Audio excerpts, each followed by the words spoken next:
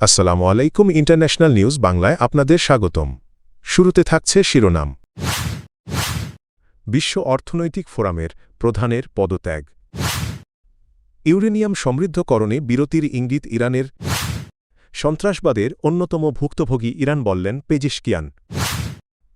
তৃতীয় দফা বৈঠকে বসছে যুক্তরাষ্ট্র ও ইরান। তৃতীয় দফা বৈঠকে বসছে যুক্তরাষ্ট্র ও ইরান। বিশ্ব অর্থনৈতিক forum, world economic forum, WEF এর প্রেসিডেন্ট ও প্রধান নির্বাহী কর্মকর্তা বোর্জ ব্রেন্দে পদত্যাগ করেছেন। বৃহস্পতিবার তিনি এ সিদ্ধান্তের কথা জানান। এক বিবৃতিতে ব্রেন্দে বলেন, গভীরভাবে বিবেচনা করে তিনি ডব্লিউইএফ-এর প্রেসিডেন্ট ও সিইও পদ থেকে সরে দাঁড়ানোর সিদ্ধান্ত নিয়েছেন। তিনি জানান, 8.5 বছর দায়িত্ব পালন তার জন্য ফলপ্রসূ ছিল এবং সহকর্মী ও অংশীদারদের সহযোগিতার জন্য কৃতজ্ঞতা প্রকাশ করেন। ফোরামের গুরুত্বপূর্ণ কাজগুলো যেন কোনো ব্যাঘাত ছাড়াই চলতে পারে, সে কারণেই এখন সরে দাঁড়ানো উপযুক্ত সময় বলে উল্লেখ করেন তিনি। তবে ধারণা করা হচ্ছে দণ্ডিত যৌন অপরাধী জেফ্রি এপস্টিনের সঙ্গে সম্পর্ক নিয়ে স্বতন্ত্র তদন্ত শুরুর প্রেক্ষাপটেই তিনি পদত্যাগ করেছেন, যদিও তার বিবৃতিতে অ্যাপস্টিন প্রসঙ্গ উল্লেখ করা হয়নি। উল্লেখ্য, বোর্জ ব্রেন্দে 2017 সালে ডব্লিউইএফ-এর প্রেসিডেন্ট হন। তিনি নরওয়ের সাবেক পররাষ্ট্রমন্ত্রীও ছিলেন। সম্প্রতি যুক্তরাষ্ট্রের বিচার বিভাগের প্রকাশিত নথিতে দেখা যায়, এপস্টিনের সঙ্গে ব্রেন্দের অন্তত 3টি ব্যবসায়িক নৈশভোজ হয়েছিল।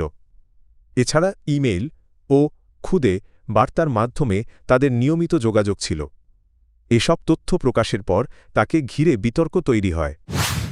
যুক্তরাষ্ট্রের সঙ্গে আস্থা গড়ে তুলতে ইরান উচ্চমাত্রার ইউরেনিয়াম সমৃদ্ধকরণ সাময়িকভাবে স্থগিত রাখতে পারে, এমন ইঙ্গিত দিয়েছেন দেশটির সাবেক কৌশলগত বিষয়ক উপসহসভাপতি হাসান কারিমি। কাতারভিত্তিক সংবাদমাধ্যম আল জাজিরাকে দেওয়া এক সাক্ষাৎকারে কারিমি বলেন, ইউরেনিয়াম সমৃদ্ধকরণ নিয়ে ইরানের কৌশলগত সুবিধা রয়েছে এবং তেহরান ও ওয়াশিংটনের মধ্যে একটি মৌলিক ঐকমত্য আছে। ইরান পারমাণবিক অস্ত্র তৈরি করবে না। তিনি বলেন, আস্থা তৈরির অংশ হিসাবে ইরান কিছু সময়ের জন্য উচ্চমাত্রার ইউরেনিয়াম সমৃদ্ধকরণ স্থগিত রাখার প্রস্তাব দিতে পারে, তবে এটি বিনামূল্যে নয়। এর বিনিময়ে নিষেধাজ্ঞা প্রত্যাহার সহ বিভিন্ন ছাড় প্রত্যাশা করবে তেহরান। ইরানের ক্ষেপণাস্ত্র কর্মসূচি প্রসঙ্গে কারিমি বলেন, এটি কোনোভাবেই আলোচনার টেবিলে তোলা যাবে না। বিশেষ করে মধ্যপ্রাচ্যে যুক্তরাষ্ট্রের সামরিক উপস্থিতি বৃদ্ধির প্রেক্ষাপটে ইরানের আত্মরক্ষামূলক সক্ষমতা বজায় রাখা প্রয়োজন। এদিকে পারমাণবিক চুক্তি নিয়ে যুক্তরাষ্ট্র ও ইরানের মধ্যে তৃতীয় দফা পরোক্ষ আলোচনা শুরু হয়েছে। এর আগে প্রথম দফার আলোচনা শেষ হয়েছে, দ্বিতীয় দফার অপেক্ষায় রয়েছে পক্ষগুলো। ইরানকে বিশ্বের সবচেয়ে বড় সন্ত্রাসের পৃষ্ঠপোষক হিসেবে আখ্যা দেওয়ার মার্কিন সাবেক প্রেসিডেন্ট ডোনাল্ড ট্রাম্পের বক্তব্যের প্রতিক্রিয়া জানিয়েছেন ইরানের প্রেসিডেন্ট মাসউদ পেজেশকিয়ান।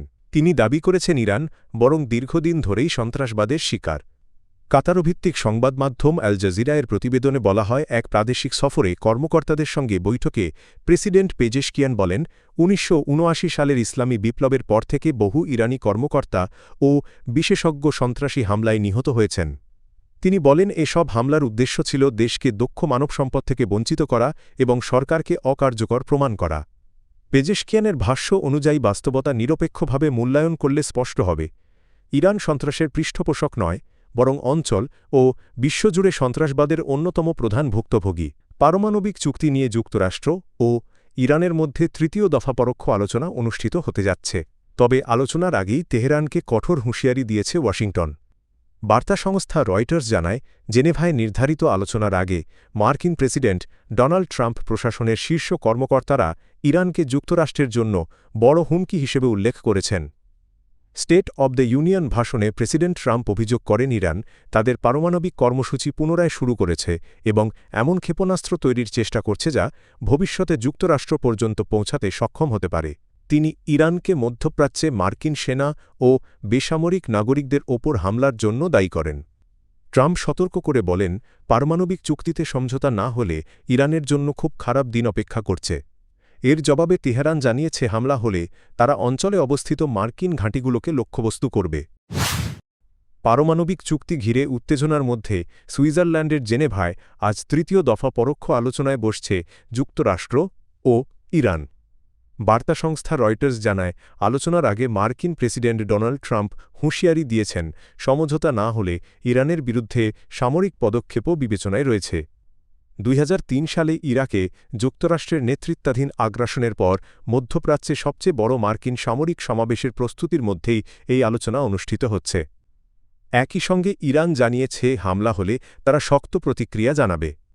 রয়টার্সের প্রতিবেদনে বলা হয় প্রেসিডেন্ট ট্রাম্প একদিকে কূটনৈতিক সমাধানের কথা বললেও অন্যদিকে ইরানকে চাপ দিতে সীমিত সামরিক হামলার বিকল্পও বিবেচনা করছেন। তবে আলোচনায় যুক্তরাষ্ট্রের নির্দিষ্ট দাবি কিংবা সামরিক পদক্ষেপের প্রয়োজনীয়তা সম্পর্কে স্পষ্ট কিছু জানাননি তিনি। বিশ্লেষকদের মতে জেনেভার এই আলোচনা পারমাণবিক ইস্যুতে উত্তেজনা কমাতে গুরুত্বপূর্ণ হলেও সামরিক হুঁশিয়ারি পরিস্থিতিকে আরও জটিল করে তুলতে পারে।